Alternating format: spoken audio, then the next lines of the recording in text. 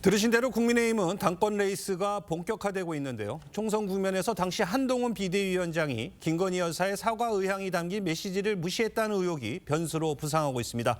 민주당의 검사 탄핵 시도는 검찰과 민주당의 정면 충돌로 번지고 있습니다. 정치권 쟁점들 전문가분들과 하나씩 짚어보겠습니다. 네, 최병묵 정치평론가, 김현주 시사평론가, 강성필 민주당 국민소통위 부위원장, 성치훈 민주당 정책위 부의장 나오셨습니다. 안녕하십니까? 안녕하세요. 자, 주제 먼저 보시겠습니다. 지난 1월이죠. 한동훈 후보가 이 대국민 사과를 하겠다는 김건희 여사의 문자를 받고도 답변하지 않았다. 이런 주장이 제기돼서 지금 파장이 커지고 있는데 일단 어떻게 된 일인가요? 그렇죠. 올해 총선을 앞두고서요. 예. 1월에 김건희 여사가 한동훈 당시 비대위원장한테 문자를 했다는 거죠. 예. 그게 뭐 한 번이 아니고 뭐 일각의 분석에 의하면 뭐 5번이다 이런 얘기까지 나오고 있습니다. 예. 근데 그 내용이 뭐 TV조선에서도 보도를 했고요. 또 이제 다른 방송에서도 내용을 요약해서 보도를 했는데 보니까 한동훈 후보가 지금 얘기했듯이 뭐 사과를 못 하겠다는 거를 길게 설명하는 내용이라기보다는 예. 사과할 생각이 있다. 그리고 뿐만 아니고 저 마지막에 보면 뜻대로 따르겠으니 검토해 주시기 바란다. 이런 대목이 있지 않습니까? 그러니까 설령 위에서 사과가 좀 어렵다는 뜻을 피력을 했다고 할지라도 마지막 문장은 하여튼 뜻에 따르겠다는 거 아니겠어요. 그러면 이제 저런 얘기가 당시 한동훈 비대위원장으로서는 사실은 김건희 여사가 사과를 안 하려고 하더라도 그걸 어떻게든 설득을 해서 이 전국을 돌파해야 되는 상황이었는데 오히려 김건희 여사가 사과를 하겠다는 뜻을 전했음에도 불구하고 그걸 무시했다? 이해할 수 없는 대목이죠. 예. 그러니까 이제 정무적 판단에 문제가 있었던 것 아니냐. 그 과정은 도대체 어떻게 된 거냐. 이런 공격을 받아도 저는 뭐 아마 반박하기가 사실은 쉽지 않다 이렇게 생각합니다. 네, 사실 저희 TV조선에서요. 지난 1월에 김 여사가 당에 사과 의사를 전했다. 이런 내용 보도한 바 있습니다. 그런데 이번에 전당대회를 2주 정도 남기고 또다시 돌발 변수로 부상했습니다.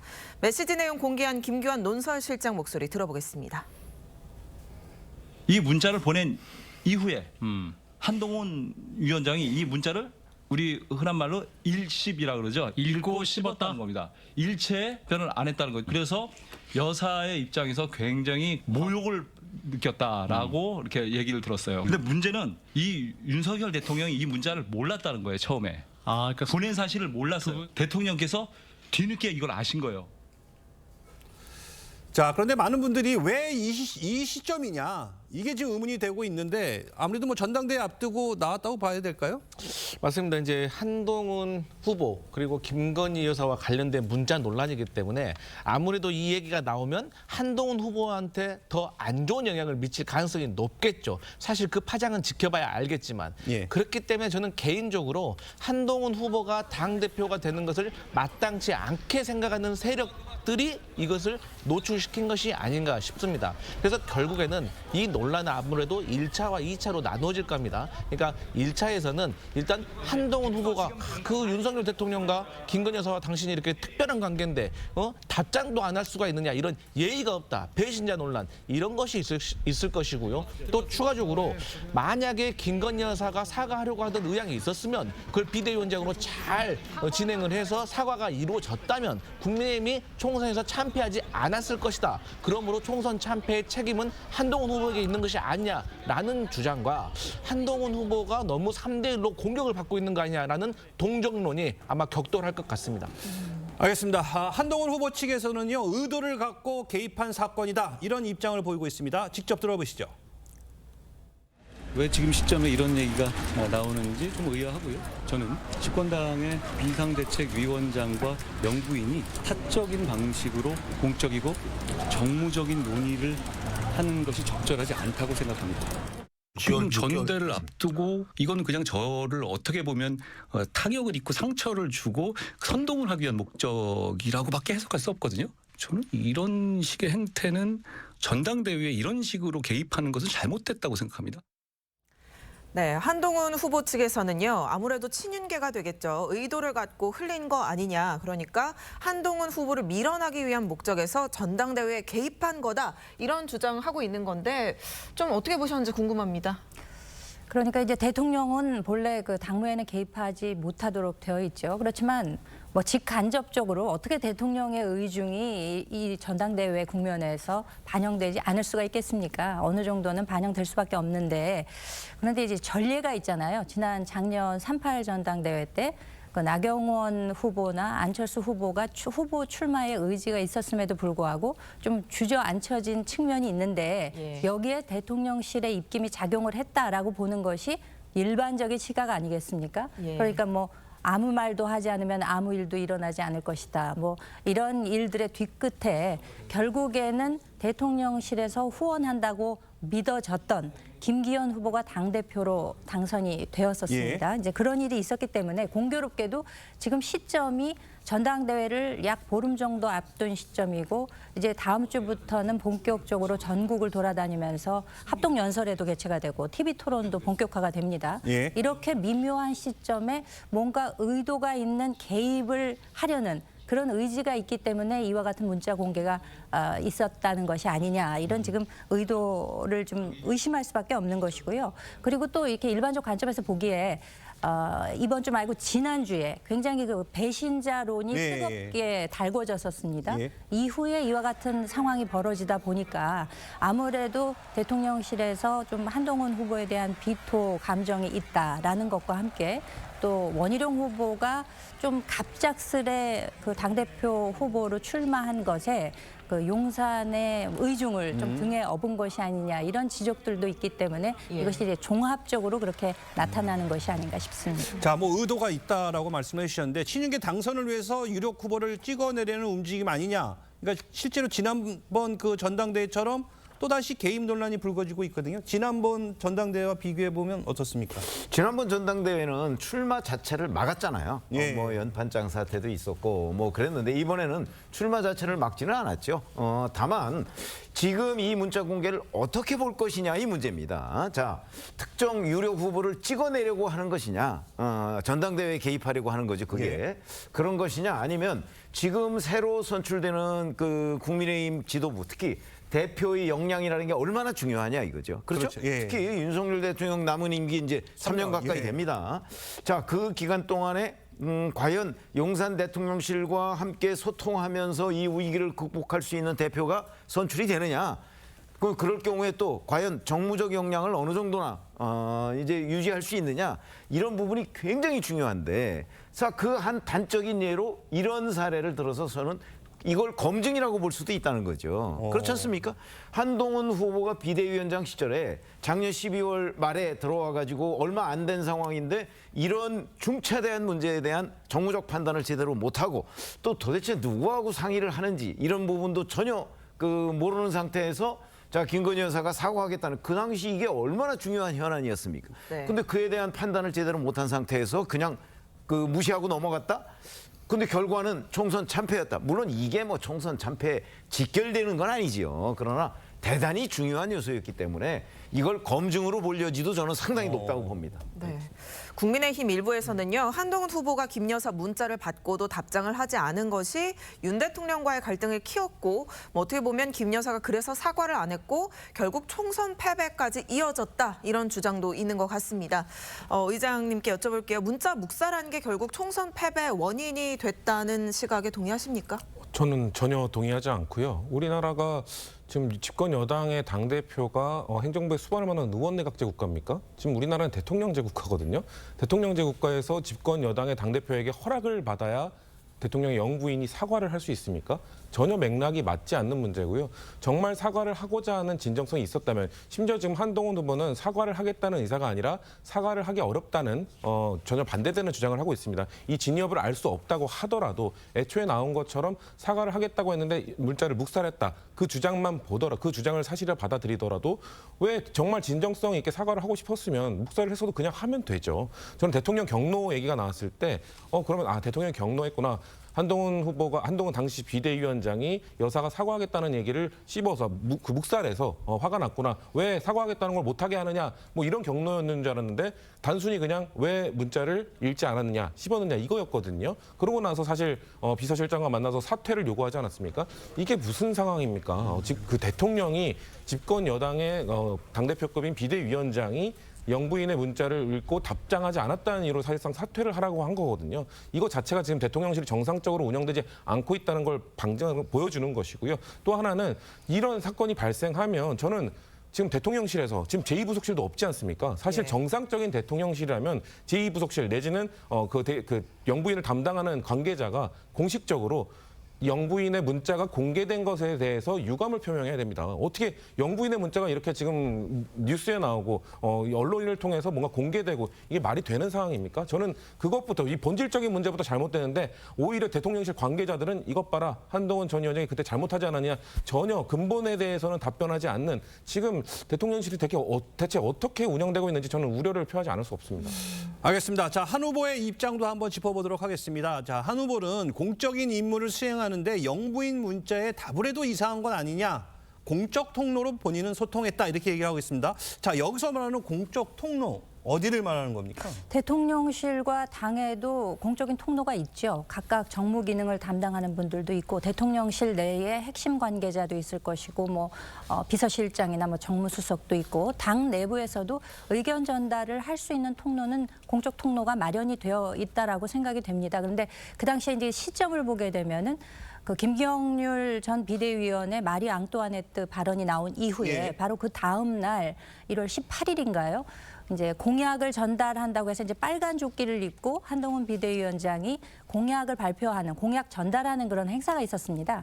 당시에 이제 그것이 문제가 되다 보니까 질문을 했고 거기에 이제 대답하기를 국민 눈높이에 맞지 않고 그렇기 때문에 아쉬운 부분이 있다. 이렇게 애둘러서 이제 표현을 했거든요.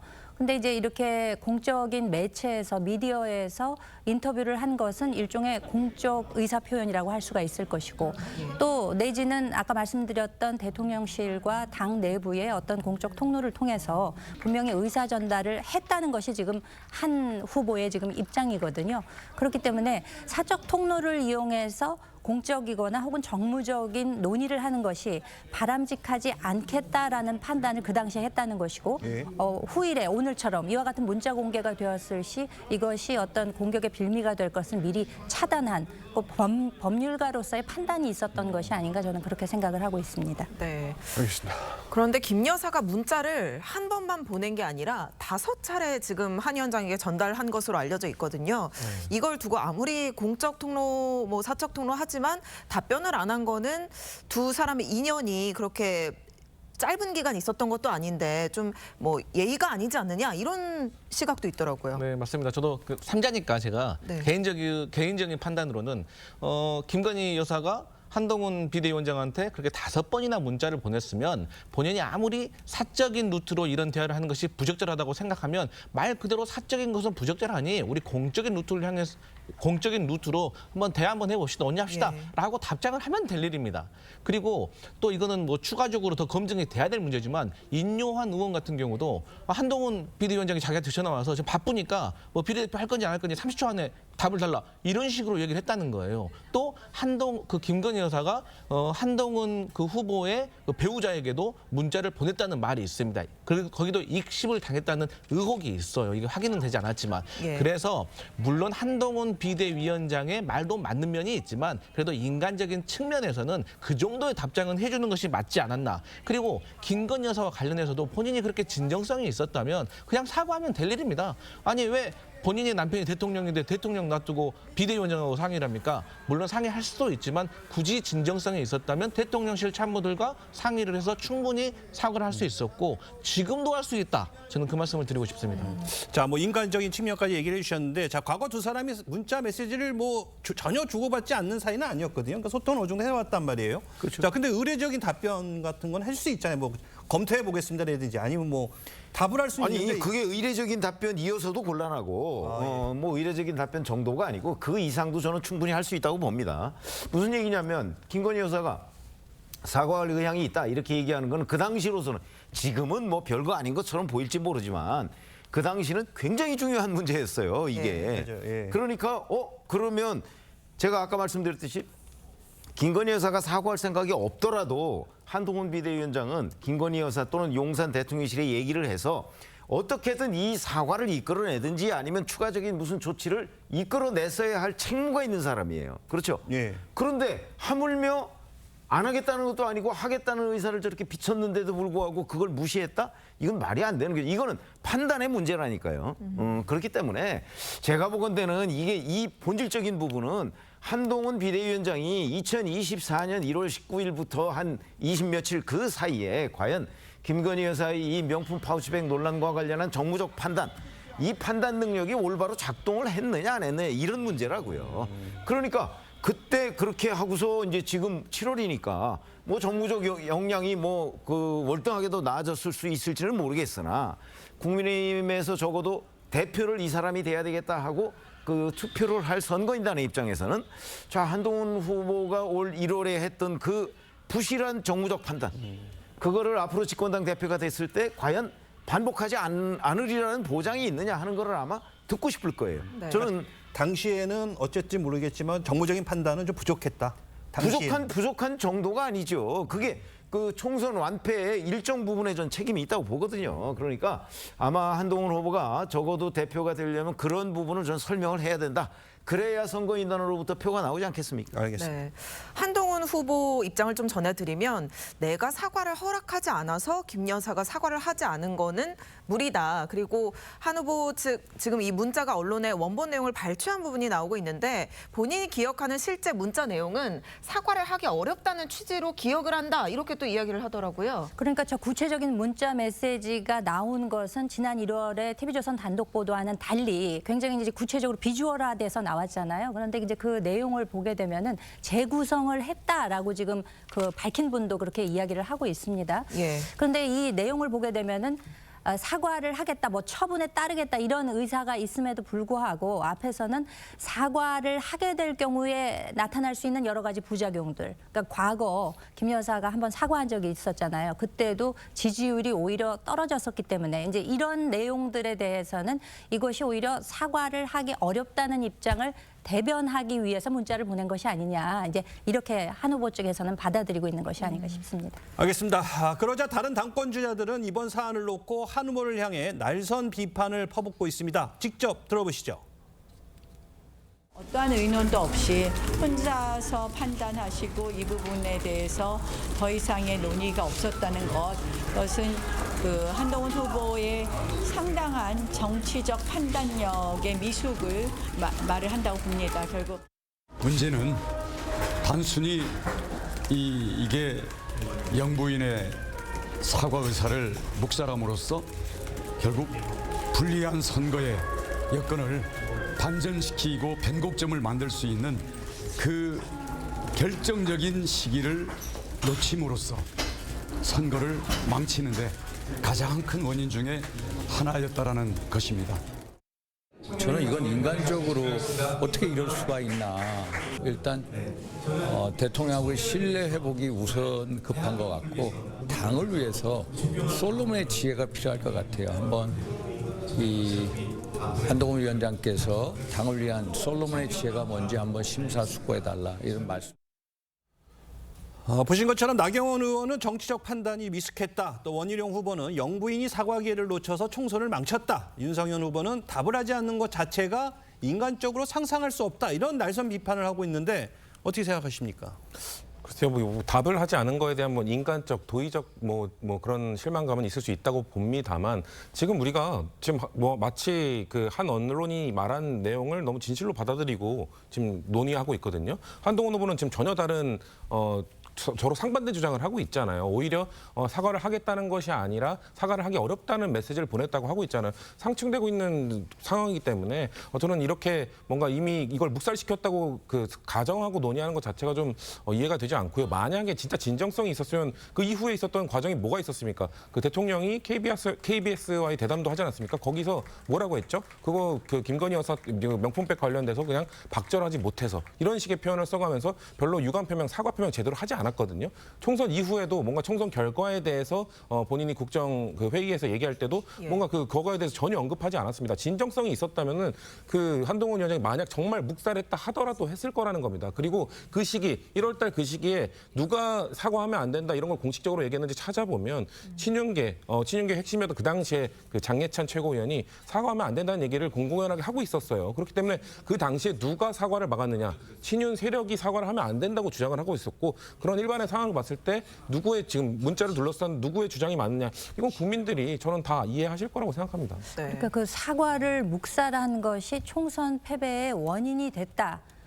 A니까 B다라고 지금 그 이론을 형성하고 있는 것인데 그런데 과연 그 우리가 지나간 역사나 뭐 정치에 있어서의 가정이 어느 정도 효용성이 있는가 하는 문제를 제기할 않을 수가 없습니다. 만약에 그랬더라면 이렇게 됐을 텐데라고 지금 하고 있는 거잖아요.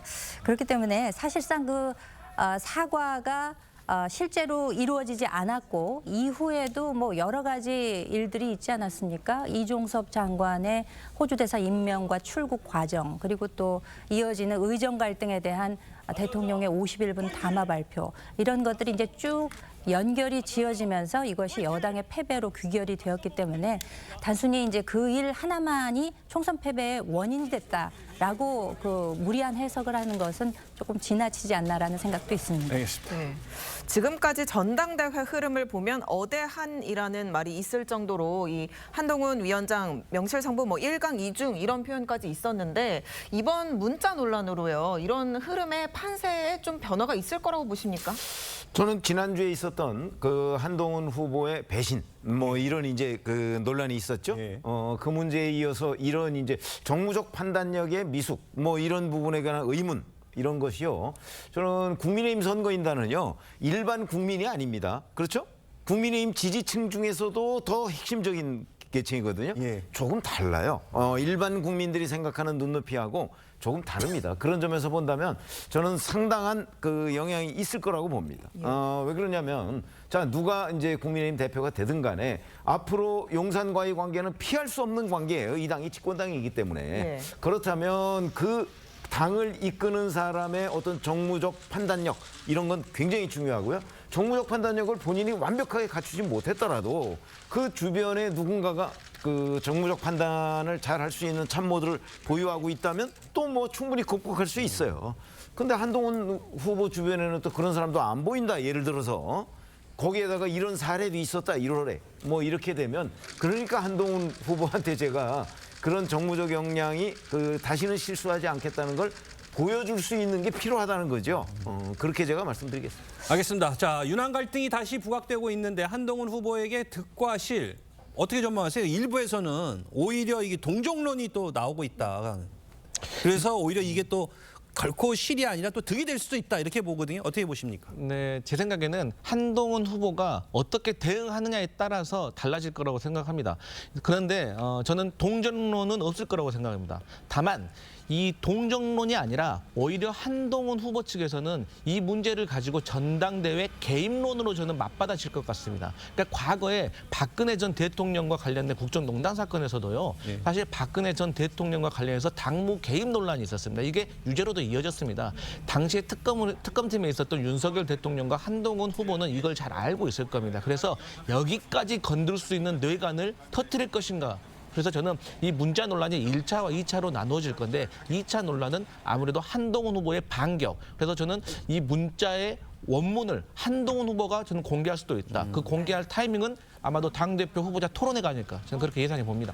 알겠습니다. 자, 다음 주제로 가보도록 하겠습니다. 현직 검사 4명에 대한 탄핵안을 놓고 민주당과 검찰의 공방이 뜨거워지고 있습니다. 이원석 검찰총장은 재차 강한 비판의 목소리를 내고 있습니다. 직접 들어보시죠. 민주당의 탄핵 소추는 법률가로서 직권남용에 해당된다고 봅니다. 또한 허위사실 적시한 명예훼손에도 해당이 되고 뿐만 아니라 그 외에도 여러 가지 법률적인 문제가 많다는 점을 분명히 말씀을 드립니다. 면책특권의 범위를 벗어나는 부분이 있다고 한다면 그러한 위법한 부분에 대해서는 법률적으로 검토를 해보도록 하겠습니다. 자, 들으신 것처럼 이원석 총장은 검사 탄핵은 직권남용이다. 허위사실을 적시한 명예훼손에도 해당된다. 이렇게 좀 강하게 비판했어요.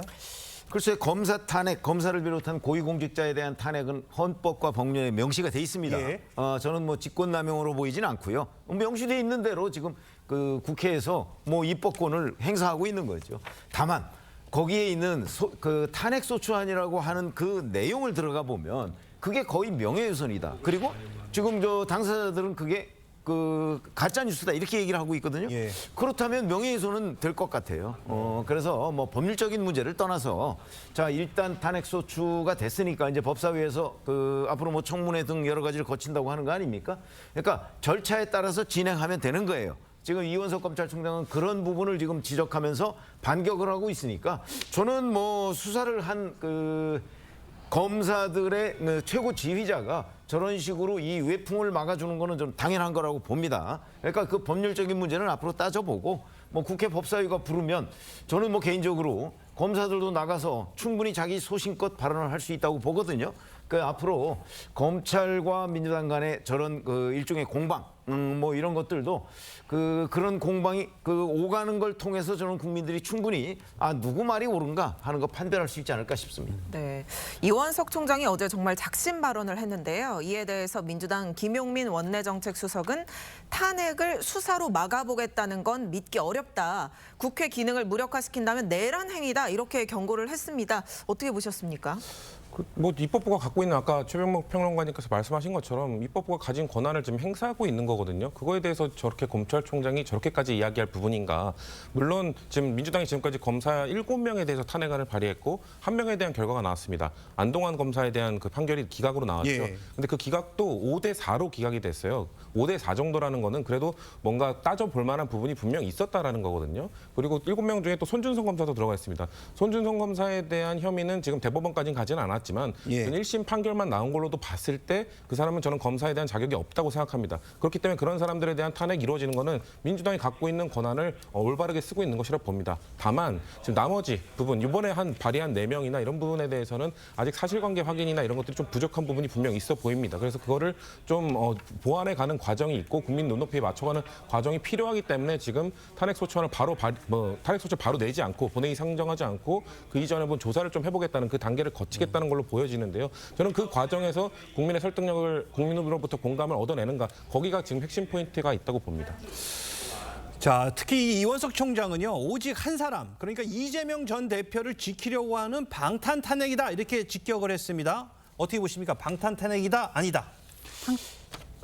아니요, 말씀하세요. 아니 이게 수사검사가 4명입니다. 그중에 1명을 빼고 3명은 이재명 전 대표에 대한 수사를 담당해 왔던 사람들이죠. 예. 그렇기 때문에 그 사람들과 관련해서 뭐 그 탄핵소추 명분으로 뭘 얘기를 했는데 뭐 그것들이 지금 다 명예훼손에 해당된다는 것이 본인들의 그 주장이거든요. 예. 그렇게 따지면 결국은 이 그 탄핵소추의 본질은 이재명 전 대표를 수사한 문제에 대한 수사를 흔들려고 하는 것이다. 그렇게 보기 때문에 그거 한마디로 하면 방탄이죠. 저는 그렇게 판단합니다.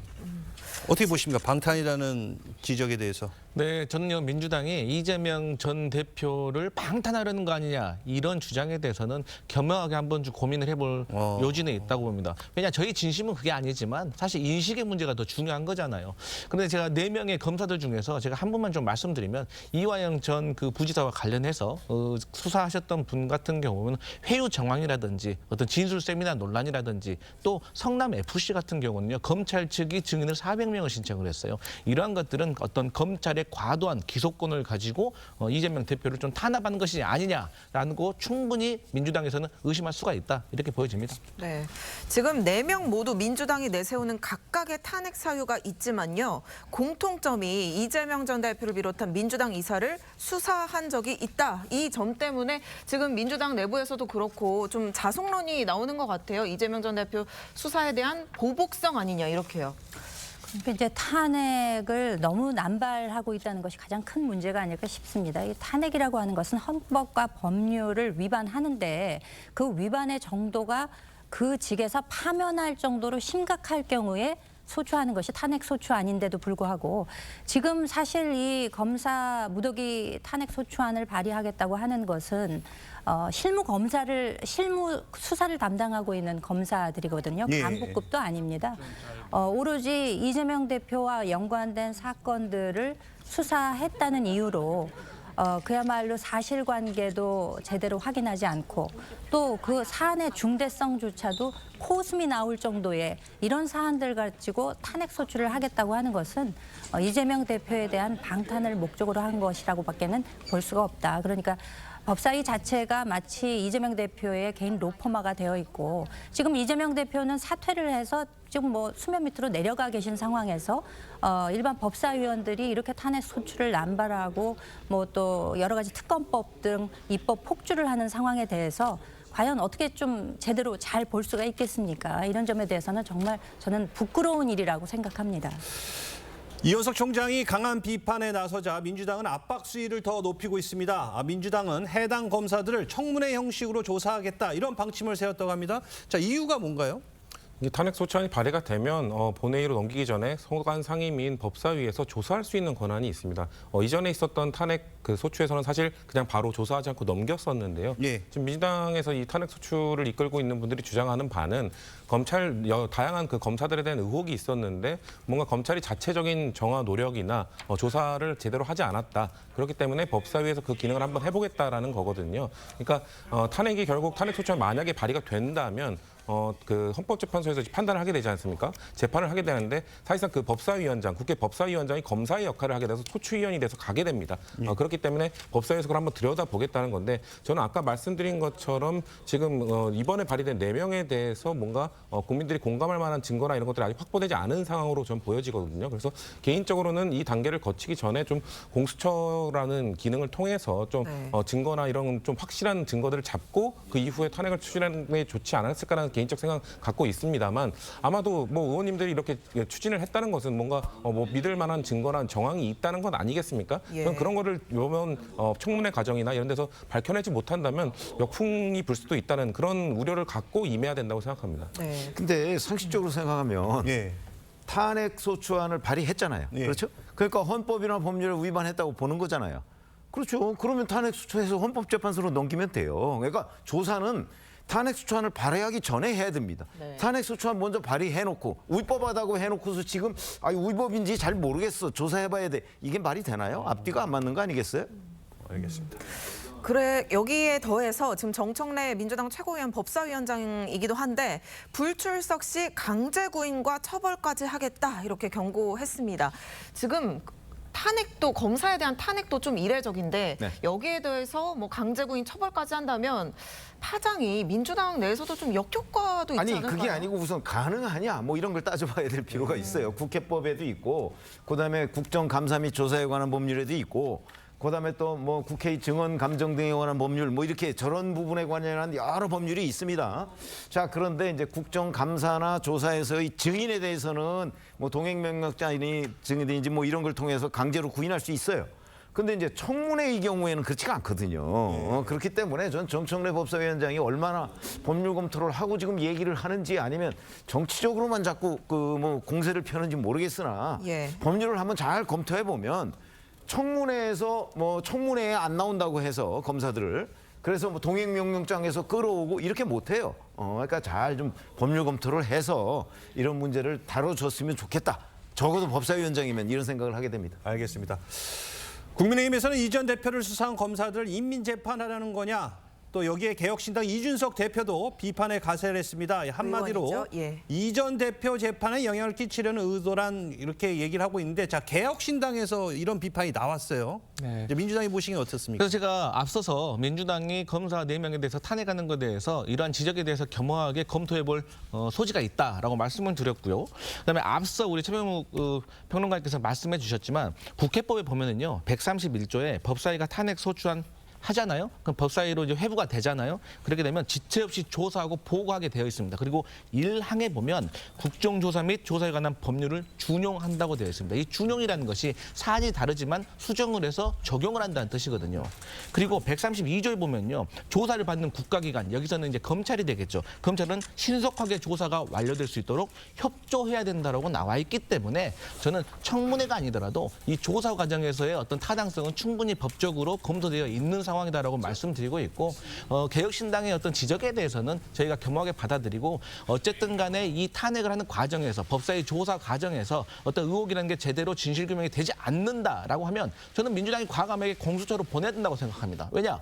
공수처로 보내게 되면 작은 위법 사항이라도 작은 대로 또 처벌할 수가 있거든요. 하지만 앞서 안동환 검사 그 탄핵 소추안 때 보면은 이분이 위법 사항은 분명히 있었는데 이게 파면에 이를 정도는 아니기 때문에 기각을 했다는 거예요. 그렇기 때문에 오히려 위법사항에 대해서 면죄부를 줄 수 있는 역효과가 있기 때문에 민주당이 심각하게 고민 잘해야 된다 이런 말씀 드리겠습니다. 그렇군요.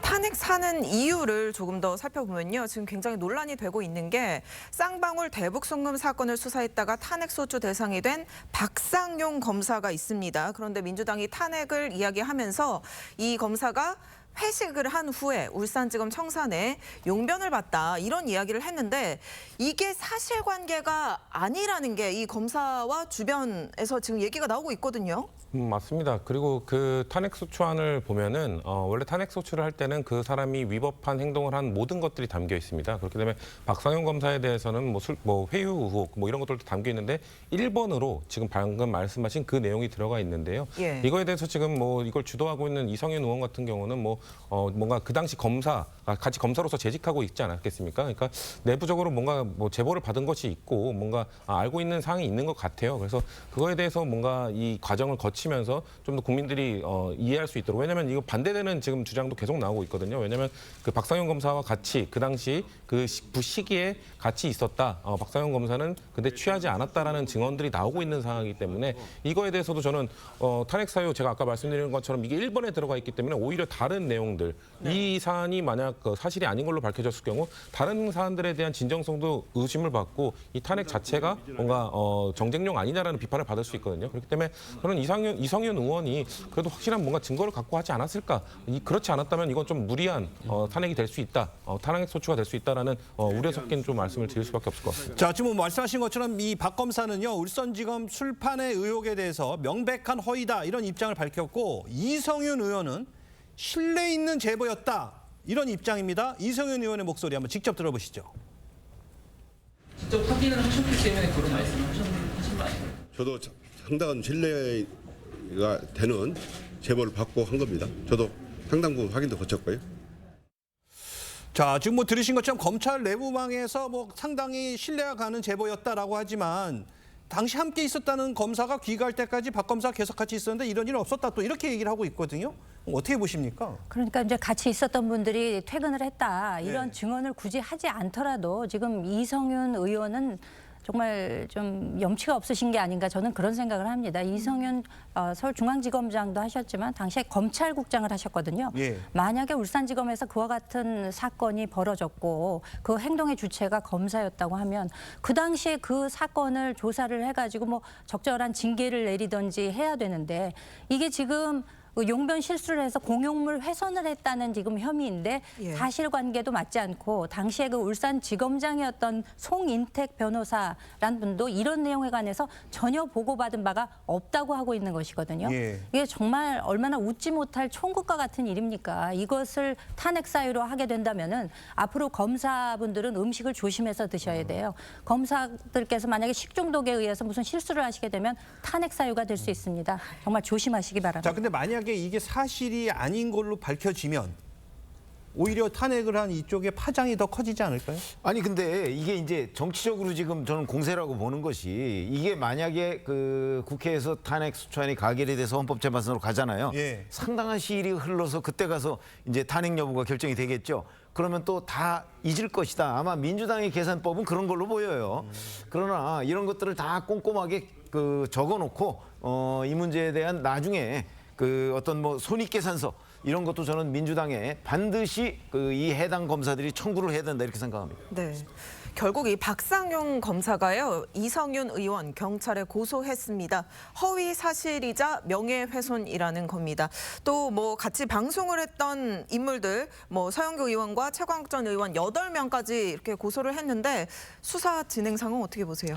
네, 저는 이제 뭐 수사 진행 상황을 뭐 해봐야 알겠지만 네. 저는 개인적으로 요건에 부합하지 않아서 이것은 명예훼손이 성립되지 않을 겁니다. 그렇습니까? 명예훼손이 성립이 되려면 이 명예훼손이라는 것이 허위사실이든 진실이든 상대방에게 적시돼서 그게 피해를 줘야 되는 거잖아요. 명예를 훼손해야 되는 거잖아요. 그러면 성립 요건이 3가지가 있어요. 하나는 네. 그분이 특정이 됐는지, 근데 특정됐습니다. 예. 그리고 2번째, 공연성, 다수가 이것을 알았는지, 다수가 알게 됐습니다. 예. 그래서 첫 번째와 2번째는 요건에 부합합니다. 예. 3번째가 중요한데 비방하려는 목적이 있었는지가 중요합니다. 이게 공익이었는 목적이었는지. 근데 국회의원으로서 검사의 일탈 행위에 대해서 비방하려는 목적이 아니라 공익적인 목적으로 이것을 알렸기 때문에 저는 명예 명예훼손 요건에는 부합하지 않고 사실 저는 그렇습니다. 지금 그 당시에 있었던 동료가 아니라고 증언을 했다고 하는데 뭐 검찰의 제 식구 감싸기야 뭐 유명한 일하고 사실 검찰까지 안 가더라도 저 같아도 제 동료가 그랬으면 그게 뭐 파면까지 당할 일은 아니기 때문에 그의 명예를 보호하기 위해서 저 같아도 그런 일은 없었을 거라고 하는데 이게 저는 과연 이 사람의 생리 현상을 두고 탄핵에 이를 일인가는 좀 고민입니다. 알겠습니다. 다음 주제로 가보도록 하겠습니다.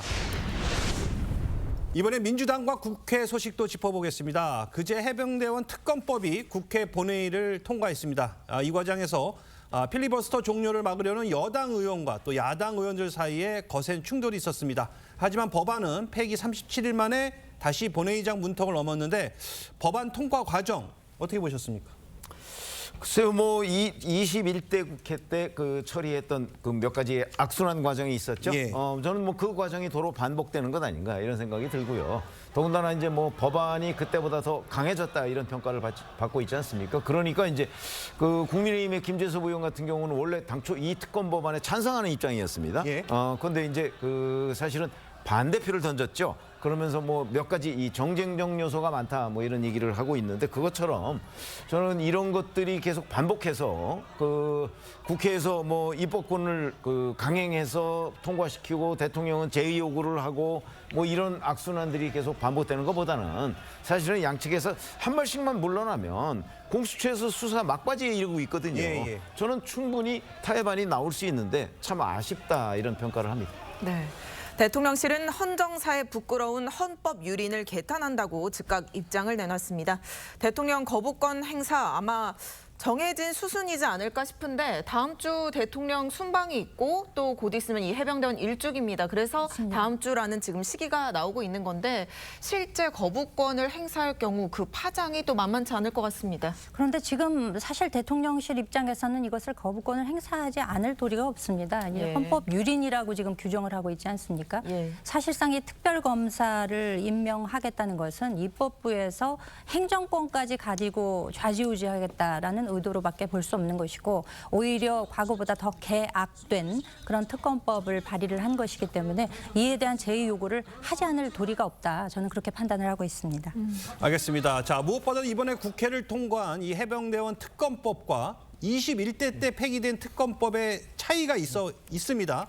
자, 가장 큰 차이점이 뭐냐? 특검을 누가 추천하느냐인데 야당의 추천 권한은 더 커지고 특검의 임명 기간은 더 단축시켰어요. 어떻게 보십니까? 뭐 있을 수 있죠. 왜냐하면 지금 대통령이 이거에 대해서 계속해서 거부를 하고 있기 때문에 만약에 그 8명의 이탈표가 나와서 재결이 통과가 됐을 경우 대통령 임명을 그냥 끝까지 안 해버리면 버틸 수 있는 겁니다. 지금 임명 권한이 어떻게 바뀌려면 지금 화면에 나오고 있는데 21대 때는 대한변협 4명이 추천한 건 민주당 2명. 그거를 대통령이 임명하도록 되어 있었는데 이거를 민주당과 비교섭단체가 1명씩 추천하는 걸 바꿨죠. 근데 대통령이 임명을 안 해버리고 버틸 수 있다는 그것까지 가정을 한 겁니다. 그래서 임명을 안 하게 되면 3일 이내에 자동 임명되도록 바꾼 것인데요. 저는 이거에 대해서 뭐 문제가 있다라는 지적도 받아들일 수 있습니다. 그러면 이게 문제가 있다면 문제 있는 조항들을 바꿔서 통과시키자는 것이 저는 상식적인 정상적인 국회의 논의 과정이라는 거죠. 이거에 대해서 무조건적인 반대를 할 것이 아니라 192명이 이거에 대해서 동의를 하고 있다면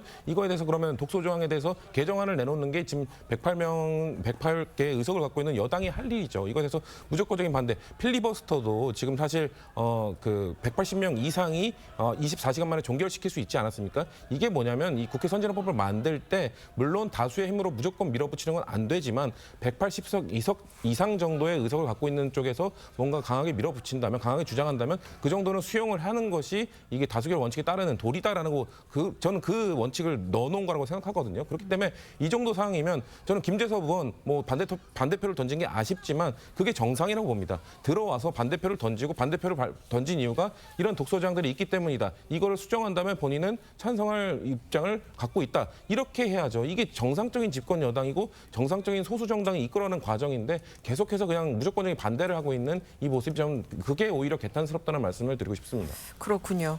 특검법 달라진 점 한 가지만 더 짚어보겠습니다. 보면요, 바로 수사 범위가 더 넓어졌다는 겁니다. 기존 특검법이 주로 수사 외압 의혹만 다뤘다면 이번에는 공수처에 대한 외압 의혹까지 사건 관련해서 전방위 수사를 할 수 있게 한 건데 이 측면에 대해서는 어떻게 보셨어요? 그러니까 이제 최근 들어서 공수처에서도 수사를 한 것이 있고, 그다음에 박정훈 대령이 재판하는 과정에서 대통령께서 여러 장차관들과 그리고 또 대통령실의 인사들이 또 국방부 인사들과 통화했던 정황이 많이 드러났어요. 그렇기 때문에 저희 민주당으로서는 공수처가 제대로 수사하고 싶어도 대통령실에 이런 외압이 있었던 것 같고, 또 공수처의 지금 현재 상황과 인력과 능력으로 봤을 때는 대통령실까지 치고 올라가기에 무리가 있지 않나. 그렇기 때문에 이 특검법 이론도 해병대 참모산병 승진 사건 수사 외압에 따른 특별검사 아니거든요. 그래서 이러한 부분에 있어서 좀 전체적으로 봐야 되고, 대통령실에서 헌정사에 뭐 유린한 거라고 말씀을 하시는데 저는 정말 온당치 않다. 왜? 많은 국민들이 이 최병 사건에 대해서 특검을 동의하고 있습니다. 그러면 동의하고 있는 국민들은 어떻게 해석을 할 것이며, 최근에 또 최병 어머니께서 일주일 전에 꼭 이 특검법이 통과되면 좋겠다라고 했다는 점을 알아주셨으면 좋겠습니다. 알겠습니다. 여당 의원들이 모두 퇴장한 가운데 본회의장에 남은 두 여당 의원의 선택도 눈길을 끌었습니다. 안철수 의원은 찬성표를 던졌고 김재섭 의원은 반대표를 던졌는데 왜 그런 선택을 했는지 두 의원의 발언부터 듣고 오시죠. 민주당에서 제시한 그 법안이 특히 문제가 좀 있습니다. 그럼에도 불구하고 제가 찬성표를 던진 이유는 국민께 가까이 다가가야만 한다. 저는 그런 절박한 심정이었습니다. 전 최상병 특검 자체에 대해서는 동의하지만 지금의 민주당안은 철저하게 정쟁용이고요. 누구 하나 그냥 빨리 감옥에 집어넣자라는 법안이기 때문에 동의할 수 없습니다. 자, 지금 보신 것처럼 김재섭 의원은 해병대원 특검 도입에는 동의하지만 이 민주당이 제출한 특검 법안은 정쟁용이기 때문에 반대한다. 이렇게 이유를 밝혔거든요. 어떻게 보십니까? 조금 전에 말씀하신 대로 그러니까 수사 범위, 특검 추천, 그다음에 이제 박정훈 대령에 대해서 공소 취소까지 할 수 있는 권한을 지금 특검법이 다 부여하고 있어요. 그거는 제가 보건대는 이제 삼권 분립의 원칙 뭐 이런 부분에 철저하게 이제 어긋나는 부분이기 때문에 저는 아마 김재섭 의원이 얘기하는 것도 이걸 정쟁용으로 보는 이유도 바로 이 법이 법 일반적인 원리나 이런 거하고 어긋난다는 차원에서 그렇게 결정한 것으로 보이고요. 그다음에 아까 뭐 국민의힘이 뭐 무조건적인 반대 이렇게 이야기했는데 그런 건 아닙니다. 잘 아시다시피 그 2주년 기념 그 기자회견 때 윤석열 대통령이 공수처 수사가 먼저다 이렇게 얘기를 했던 거죠. 그래서 공수처 수사를 보고 난 다음에 정말 국민들이 미흡한 부분이 있다고 하면 내가 먼저 특검을 요청하겠다 이렇게 얘기를 했습니다. 그런데 그 공수처 수사가 지금 막바지 단계에 이르렀어요. 아마 예상컨대는 8월 정도면 공수처 수사가 끝나지 않을까 싶은데, 자 그렇게 되면 지금 여당의 입장이라는 것이 무조건적인 특검 반대가 아니죠. 공수처 수사를 보고 나서 함께 뭐 이 문제를 처리할 수도 있는 거 아니겠어요. 그렇기 때문에 제가 보건대 무조건적인 반대로 몰아치면서 지금 7월 며칠 내로 뭐 특검법을 표결해서 정부에 이송하겠다 하는 민주당의 조급함이 오히려 더 문제다. 사실은 조금씩만 양보하면 뭐 7월 말이나 8월 초쯤에 어떤 형식으로든 공수처 수사 조금 결과를 좀 대략 보고 그리고 나서 여야 합의로 뭐 특검 도입될 가능성도 없지 않은 것 아닌가 저는 이렇게 봅니다. 박찬대 민주당 원내대표는 특검법을 받아들이지 않으면 박근혜 정권과 같은 최후를 맞게 될 것이다 이렇게 얘기했는데 대통령이 거부권 행사할 경우 파장 어떻게 예상하십니까? 저는 국민들이 더 분노하실 거라고 봅니다. 지금 아까 공수처 수사가 막바지고 이거를 지켜보자고 하셨는데 대통령도 그 말씀을 하셨죠. 공수처 수사가 끝나고 나서 국민들이 느끼기에 미진하다고 느끼면 특검도 오히려 하겠다라고 하셨는데 저는 그 국민의 기준이 누구겠습니까? 전 그 특검법에 대해서 그 공수처 수사 결과에 대해서 미진하다고 느끼는 1호 국민은 최성병의 어머니라고 생각합니다. 최성병의 어머니께서 공수처 수사가 지금까지 진행됐음에도 불구하고 특검의 필요성을 말씀하고 계신다면 그 대통령께서 말씀하신 그 요건이 부합되는 거거든요. 그렇기 때문에 저는 민주당이 오히려 공격적으로 이번에 만약에 이게 재결이 실패를 하게 된다면 지금 국민의힘 일부에서 주장하고 있는 뭐 제3자 추천이라든지 이런 것들을 오히려 선제적으로 발의를 해서 재발의를 해서 이 특검법에 대한 진정성을 보여주는 게 필요하다고 생각합니다. 알겠습니다. 지금까지 정치권 쟁점 짚어봤습니다. 감사합니다. 감사합니다. 수고하셨습니다.